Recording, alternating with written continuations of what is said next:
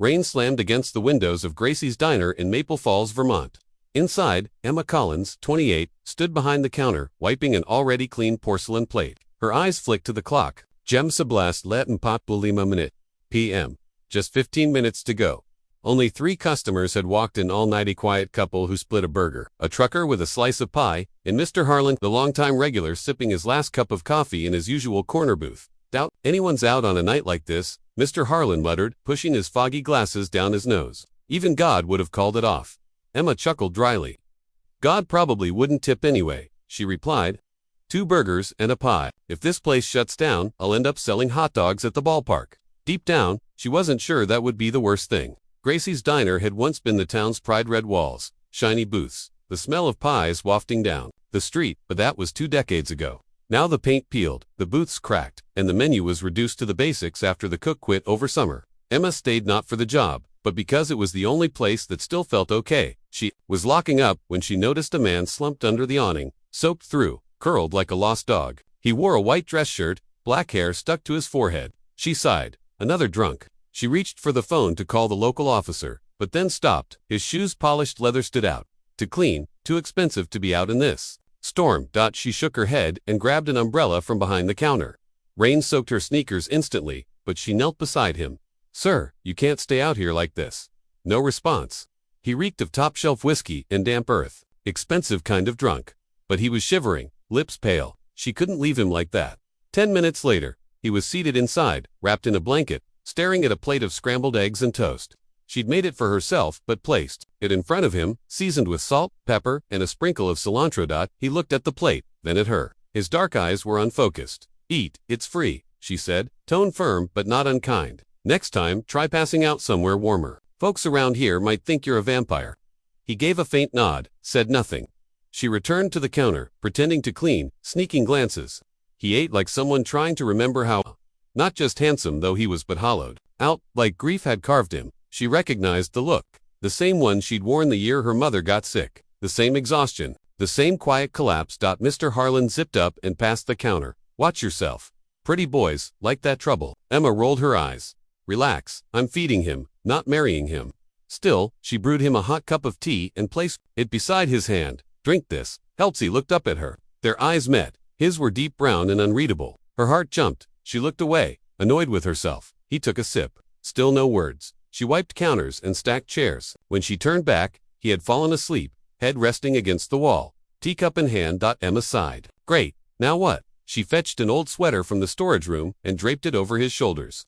Then she sat across from him with her cold coffee and waited for the rain to stop, not because she had nowhere else to be, but because she couldn't let someone wake up alone like that. The next morning, when she returned for the early shift, he was gone. Only the empty teacup remained under it, a folded $50 bill. She raised an eyebrow. So, scrambled eggs are worth $50. Guess he wasn't just another drunk. She dropped the bill in the drawer, smirking. What she didn't know was that the man she found slumped in the rain was Ryan Whitmore, a billionaire who could buy half the state. But that night, he was just a man with nowhere to go, and Emma had given him something more valuable than food, a reason to feel human again. A week had passed since the rainy night Emma Collins found a stranger passed out in front of Gracie's Diner. She hadn't thought about him much, just another odd memory in a town full of quiet stories. Life continued. Coffee pots brewed, slices of pie went mostly untouched, and the same country songs looped from the crackling radio. But every time Emma glanced at Megan, her coworker juggling 2 kids and bills, or Travis in the kitchen practicing his dream of becoming a country singer, the anxiety crept back in.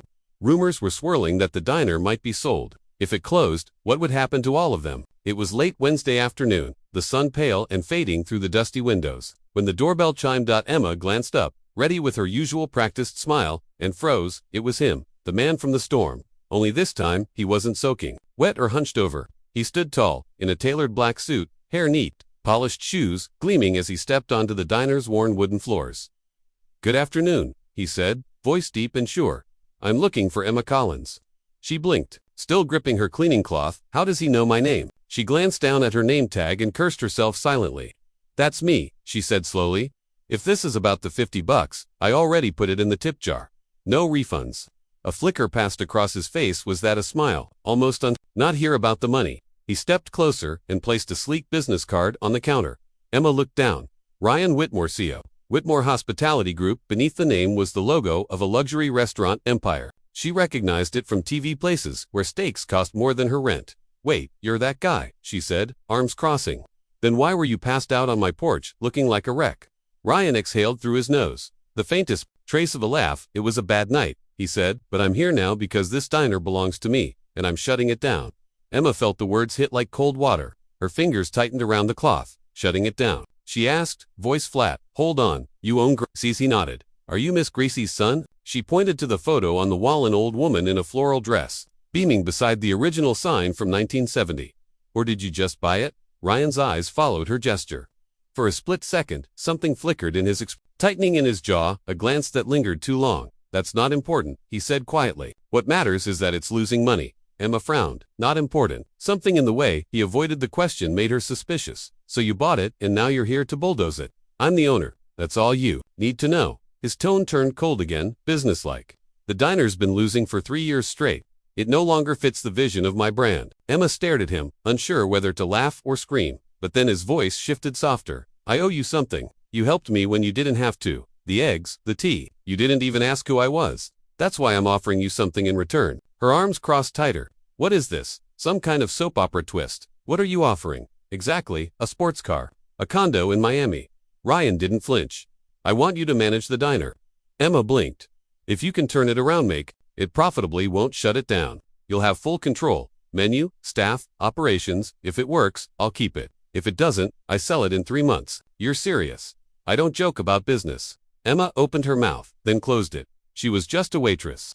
No culinary degree, no leadership experience. But when she looked at Megan, at Travis, at the faded picture of Miss Gracie, her throat tightened. This wasn't about business. It was about saving the only place that had ever felt like something close to home. "I'll try," she said, voice steady. "Not for you, for the people here." Ryan nodded. "Fair enough. No caveat on the menu, I promise." As he turned and walked out the door, Emma whispered to herself, "Emma Collins, you just agreed to manage a failing diner. You're completely out of your mind." But something deep inside her stirred. Not hope. Something stronger. Determination. Emma didn't sleep much after Ryan's visit. Every morning when she unlocked Gracie's diner, she glanced at the photo of Miss Gracie and muttered, "You'd probably say I'm crazy." But then she'd hear Megan laughing with customers or see Travis humming behind the grill, and she remembered why she agreed. The diner wasn't just a job. It was a place where people still felt seen. On Tuesday morning, Ryan returned. No suit this time, just a rolled-up shirt and slacks. He carried a thick folder and placed it on the counter. "Renovation plans. Revised menu. Cost breakdowns," he said, tapping the folder like he was leading a board meeting. Emma raised an eyebrow. "So, you do own more than suits?" Ryan ignored the jab. "We need to modernize if this place is going to survive." Emma folded her arms. "Modernize, as in chandeliers and kale smoothies. That's not what this place is." He opened the folder. "New floors, better chairs, updated dishes." Emma flipped through the menu. "Draft truffle soups, grilled tuna, beet reductions." She laughed. "You really think Mr. Harlan's trading his burger for this? Or that Megan's whipping up dishes with edible flowers?" Ryan stayed calm. "We need to appeal to new customers." Emma shook her head. "People come here for simple food, comfort food. It's the one place in town that hasn't tried to be something else." They argued for nearly an hour. She pushed to keep burgers and pie. He pushed for balance. He wanted polished floors and metal chairs. She fought for the old leather booths. "Those chairs will make this place feel like a hospital." She snapped. The kitchen light above them flickered, then went out. Emma climbed onto a stool to replace the bulb. The stool wobbled. Ryan reached out without a word, steadying it. "Careful. I don't need my new manager in a cast." She glanced down. "I'm not your employee." He didn't let go until she climbed down. She dusted her hands. "See? No caveat required." "You're stubborn," Ryan said, not insulted, almost impressed. Emma stared at him. "So was Miss Gracie. You knew her, didn't you?" Ryan's eyes shifted to the photo on the wall. "Heard stories, that's all." In the days that followed, they kept disagreeing. But something shifted. When Emma accidentally spilled coffee on his paperwork, he actually laughed. When Travis needed help carrying produce, Ryan joined in. One afternoon, Emma handed him a slice of pie. "Try this," she said. "This is why people come here." He hesitated, then took a bite. He paused. "Tastes like something my mom used to make." His voice had softened. Emma didn't ask more. She didn't need to. That night, they sat down without arguing. "Not against change," she said. "I just want this place to feel like Gracie's." Ryan looked around. "We'll keep the food, the photos, the feel. We'll just clean it up." double quotes. Emma held out her hand. Deal. He shook it. His grip was steady, and for the first time, she saw him not as a CEO or a stranger, but as someone who might actually care.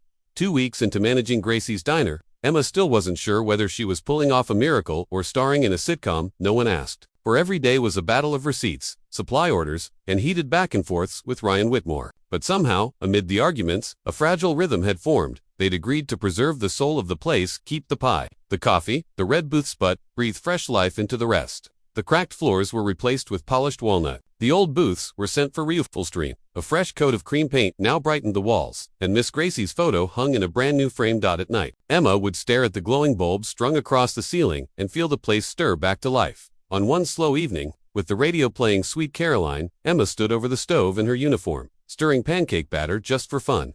She wasn't planning on making them for anyone. She just needed to unwind. Ryan walked in unexpectedly, a stack of folders in hand. I brought this week's cost reports, he said, setting them on the counter, but instead of leaving, he stayed. What are you doing? Emma shrugged. Testing. A pancake recipe. Want to help? He raised an eyebrow. Do billionaires make pancakes now? You're about to, she said, handing him the mixing spoon. Stir it slow. And if you spill, you're cleaning the floor. Ryan stirred like he was diffusing a bomb. Emma bit her lip to keep from laughing. He focused with the intensity of a surgeon, and she found herself watching the way his rolled-up sleeves revealed surprisingly toned arms. Distracted, she forgot to flip the pancake. A burnt smell rose. Oh no, she muttered, flipping it. The bottom was black. Ryan leaned in. That's not a pancake, that's charcoal. She turned red. Say one more word, and I'll dump this batter on your shirt. He laughed, really laughed, a sound she hadn't heard from him before. Warm, free, and it made her heart skip. Emma placed a new pancake on a plate and slid it over. Try it. If you hate it, I'll quit right now. Ryan took a bite, chewed slowly, then paused. It tastes just like the ones my mom used to make. Emma's smile faded a little. She must have been a great cook.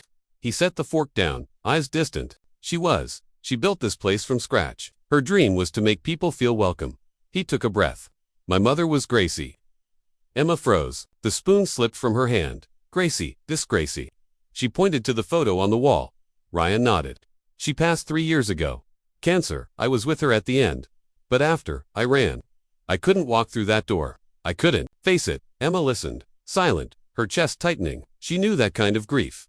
Her own mother had died the same way. She'd buried her pain under double shifts and forced smiles. I'm sorry, she whispered.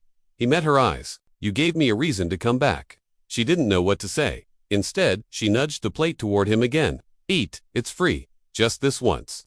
He smiled gently and took another bite. They didn't talk about the kiss of grief or the ache in the air. They just stood together, under warm kitchen lights, and something unspoken settled between them. Not romance, not yet, but a quiet understanding.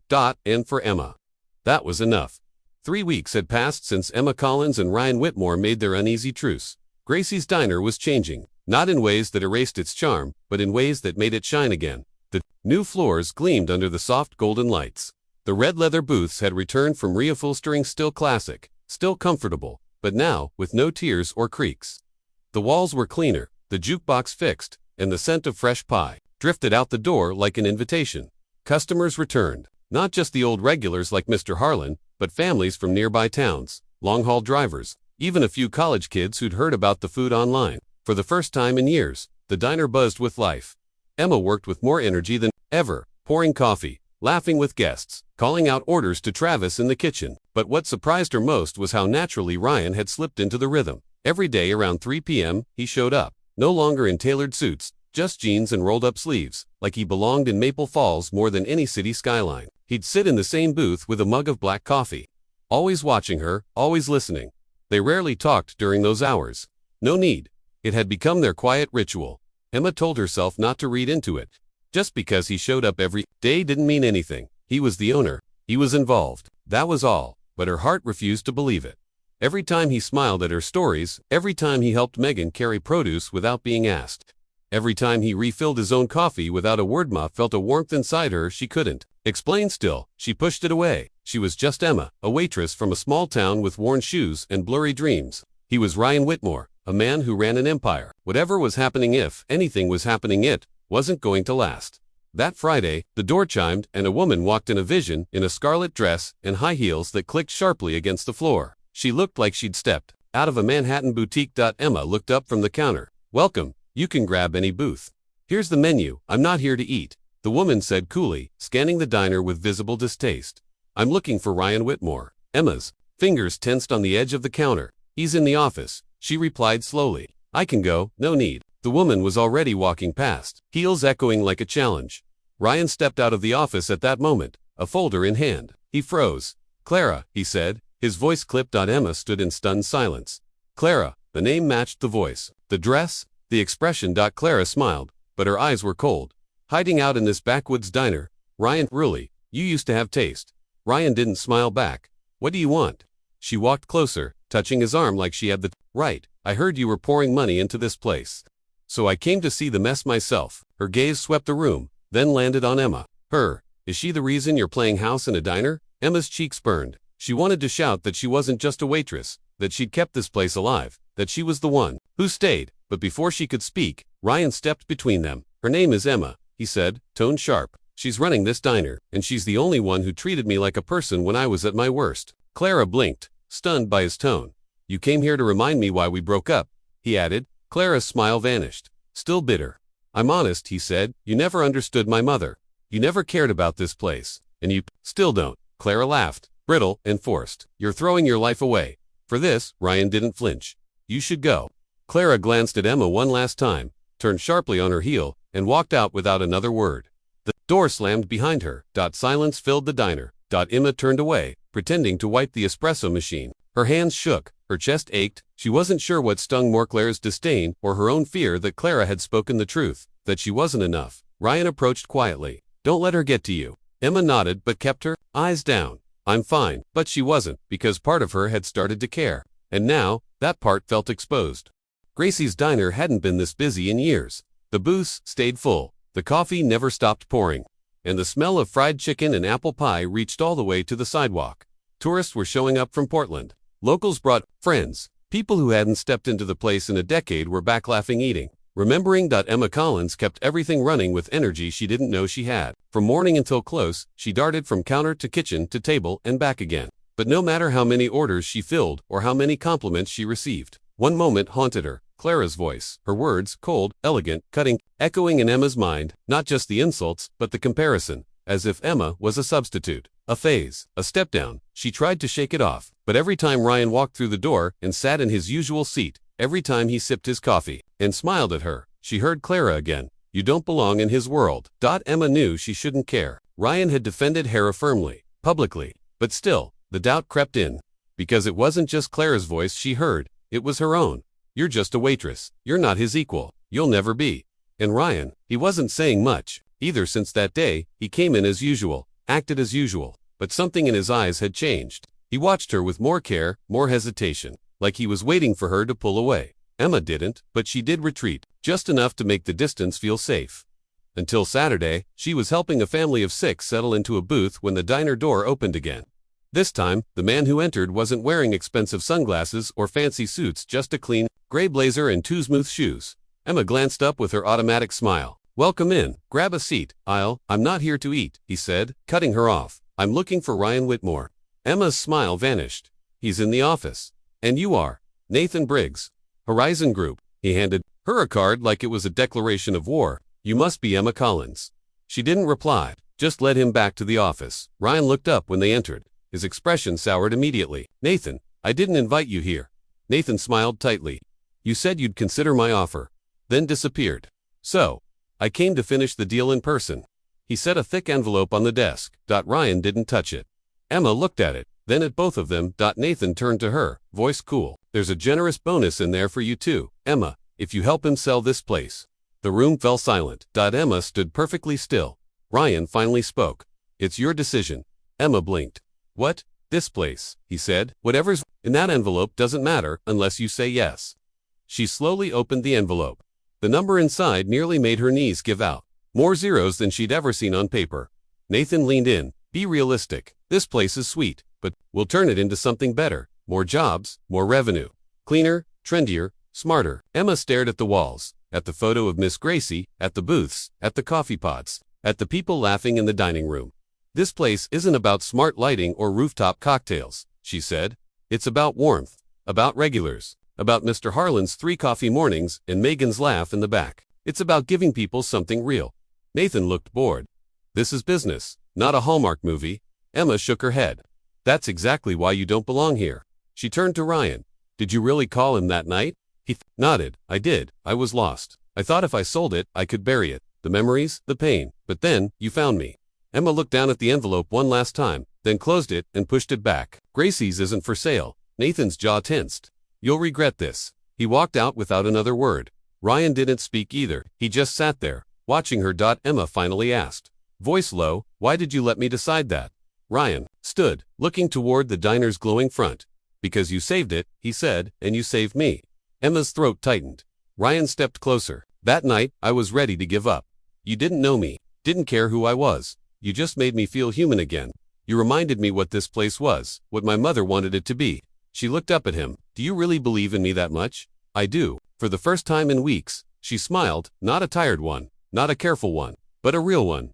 I just turned down $1 million, she said, laughing through the lump in her throat. That might be the dumbest brave thing I've ever done. Ryan laughed too. It's the bravest thing I've ever seen. And for the first time, she started to believe she might actually be enough. Gracie's diner had never looked more beautiful. String lights hung across the porch like stars trapped just for the night. The red sign out front had been freshly polished until it gleamed against the dark sky.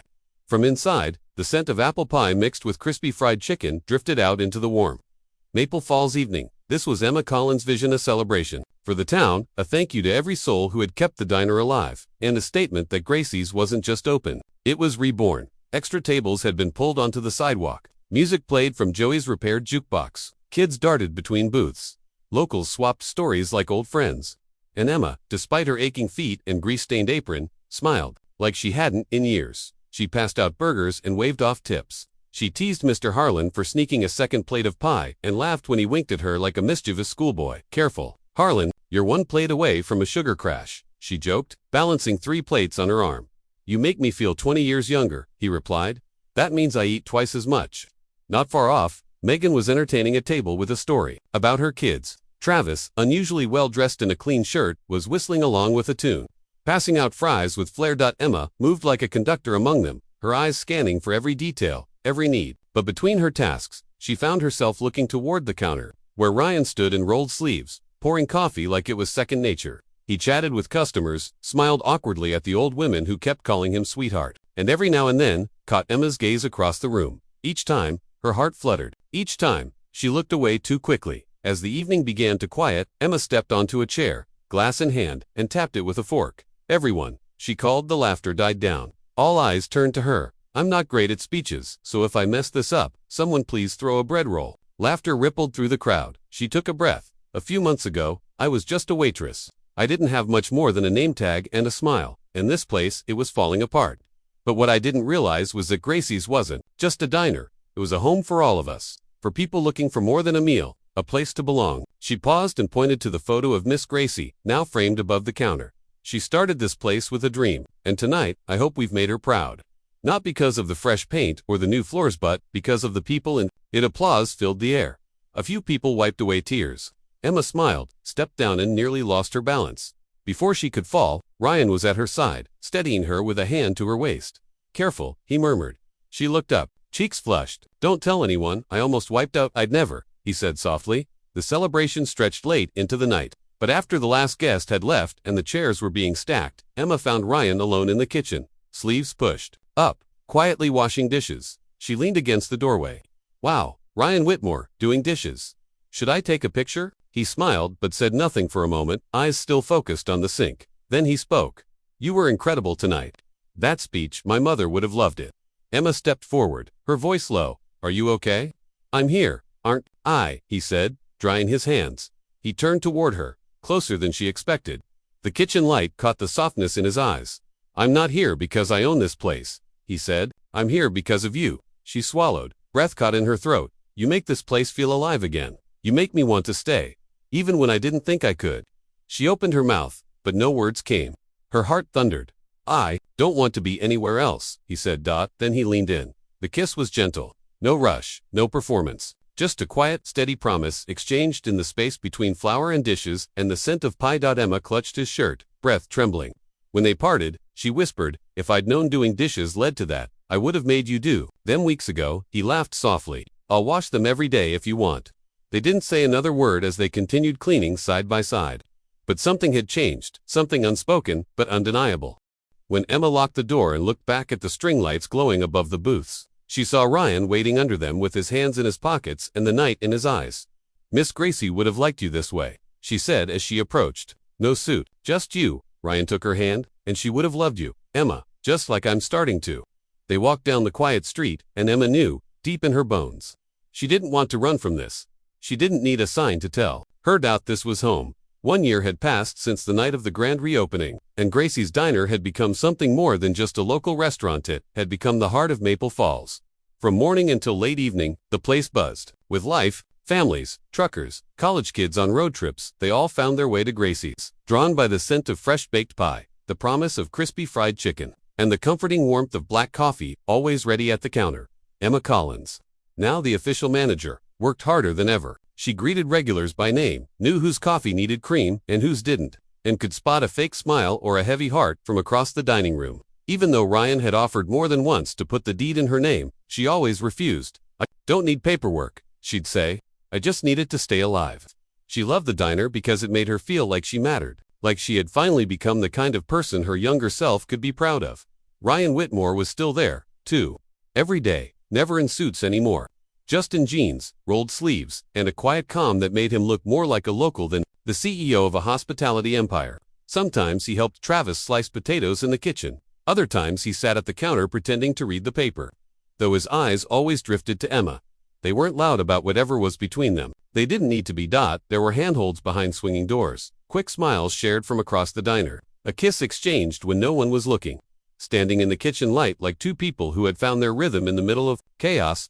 It was quiet, unspoken, stronger than either of them ever expected. One Friday night, after the last customer left and the chairs were flipped onto tables, Emma was wiping down the counter when Ryan stepped into the kitchen with a skillet in one hand and a carton of eggs in the other. "I'm cooking tonight," he said, smiling. She raised an eyebrow, recreating the legendary drunk breakfast. "No alcohol this time," he replied, cracking eggs into the pan. "Just wanted to remember the night everything changed." The smell of butter and toast filled the air as he flipped the eggs with careful focus. When they sat down at the counter with two simple plates in front of them, Emma laughed softly. "They're better than I expected," she said, "but I still win for most dramatic burnt pancake." Ryan grinned. "You really want credit for ruining breakfast?" "I take my victories where I can," she said, nudging him, but his smile faded slightly as he looked down at the plate. "You know," he said quietly, "my mom used to cook eggs like this every Sunday, just her and me in the kitchen. That was before Gracie's even opened." Emma set her fork down. She'd never heard him speak about Miss Gracie like this, so gently, so openly. "She built this place with nothing but a dream," he continued.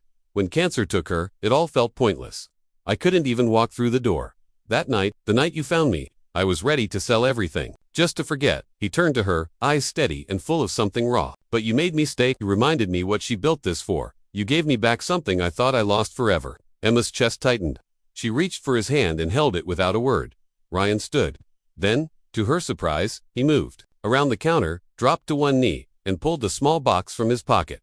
Emma's breath caught. She stared, eyes wide. He opened the box to reveal a simple silver ring that shimmered under the kitchen lights. "Emma Collins," he said, voice trembling but steady. "I can't promise you a mansion or a perfect life, but I can promise coffee in the mornings, burnt pancakes on Sundays, and a place beside me always. Will you marry me?" She blinked, laughter breaking through her tears. "You're crazy," she whispered. "Who proposes in a kitchen that smells like eggs?" But she didn't hesitate. "Yes," she said, beaming. "I will, on one condition." Ryan raised an eyebrow. "What? No quinoa on the menu? Ever?" He burst out laughing as he slid the ring onto her finger, then pulled her into a hug. So full, so steady, she felt like she could finally exhale. They stood like that in the soft kitchen light, wrapped in something stronger than hope, a promise. Emma looked at Miss Gracie's photo, now hanging above the register, and whispered, "We're going to be okay." And for the first time, she didn't wonder if it was real. She knew it was. Gracie's Diner stood proud under the Vermont sky. Red sign glowing against the crisp air, string lights still swaying from last summer. Inside, it was everything it had always been: warm, worn in, filled with the smell of fresh pie and the sound of familiar laughter. But now, it was more than that. It was Emma's home. A full year had passed since she'd stood behind the counter as just a waitress. Now, Emma Collins ran the place like she was born to, moving with confidence, remembering everyone's names, keeping everything flowing like a melody. The regulars still came daily. New faces showed up weekly. And the story of the small diner that refused to die spread far beyond Maple Falls. She never accepted ownership on paper. Ryan offered again and again, but Emma always said the same thing. I don't need my name on a deed to know where I belong. And she did belong. Her days started with coffee and early customers. Her nights ended with Ryan by her side. Sometimes folding napkins, sometimes wiping counters, always watching her like he still couldn't believe she was real. They hadn't planned a big wedding. They didn't need one. Instead, they exchanged vows in the back garden of the diner, under the same string lights they'd hung for the reopening. Only close friends, a few loyal customers, and a framed photo of Miss Gracie sat near the cake. Emma wore a simple white dress. Ryan wore rolled sleeves and a crooked grin. Travis sang a song he'd written himself, and Mr. Harlan cried into a napkin halfway through the ceremony. Afterward, Ryan whispered into her ear, I've been in 100 boardrooms, made billion-dollar deals, and nothing ever felt like this. Emma smiled, her head resting on his shoulder. That's because nothing else was real. They danced on the diner floor as Joey's old jukebox played a scratchy love song. Emma looked around at the people, the booths, the lights, the old counter where she once doubted everything and felt a stillness she had never known before. This was hers. Not because of contracts or titles or the size of her paycheck, but because every inch of Gracie's now held a piece of her. When customers asked about Ryan, she didn't tell them he was a billionaire. She told them he poured coffee better than anyone and had a talent for burning pancakes. When new waitresses were hired, she trained them to care more about people than tips. To know that sometimes, someone didn't need pie, they just needed a moment of kindness. And when she looked at the photo of Miss Gracie now hanging in the center of the wall, she felt something deeper than admiration. She felt connected.